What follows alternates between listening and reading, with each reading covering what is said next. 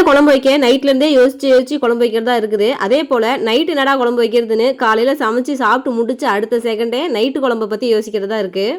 Daily சமைக்கிறதெல்லாம் பெரிய வேலையே இல்லை. ஆனால் என்ன குழம்பு வைக்கிறதுன்னு யோசிச்சு பண்ணுறது தாங்க பெரிய வேலையாக இருக்குது. இன்றைக்கி வந்து பார்த்தீங்கன்னா காலிஃப்ளவர் குழம்பு வைக்கலான்னு சொல்லிட்டு தான் காலிஃப்ளவர்லாம் நான் வாங்கிட்டு வந்து வச்சுருந்தேன். குழம்பா வச்சா 2 நேரத்துக்கு தாக்கு பிடிக்குங்க. ஆனால் குழந்தைங்க வந்து அம்மா பொரிச்சு கொடுங்கன்னு சொல்லி கேட்டுட்டாங்க. சரின்ட்டு காலிஃப்ளவர் மசாலாலாம் போட்டு பொரிச்சு வச்சுட்டாங்க. அதே போல் இன்றைக்கி வந்து பார்த்தீங்கன்னா நம்ம வீட்டில் தக்காளி சாப்பாடு வந்து மண் சட்டியில் செஞ்சுருந்தேன்.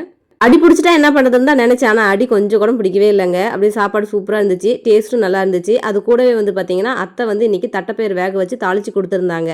நான் வந்து வெங்காயம், கருவேப்பிலை, கொத்தமல்லி தழை இதை மட்டுமே தாளித்து போட்டு கொடுப்பேன். ஆனால் அவங்க வந்து கொஞ்சம் மசாலாலாம் கொஞ்சம் சேர்த்து போட்டு கொடுப்பாங்களா, அதனால டேஸ்ட் நல்லா இருந்ததுனால குழந்தைங்களாம் நான் விரும்பி சாப்பிட்டுட்டாங்க. சாப்பிட்ட அடுத்த செகண்டே 2 பேரும் கோயிலுக்கு போகணும்னு சொல்லி ஆட்டம் கட்ட ஆரம்பிச்சிட்டாங்க.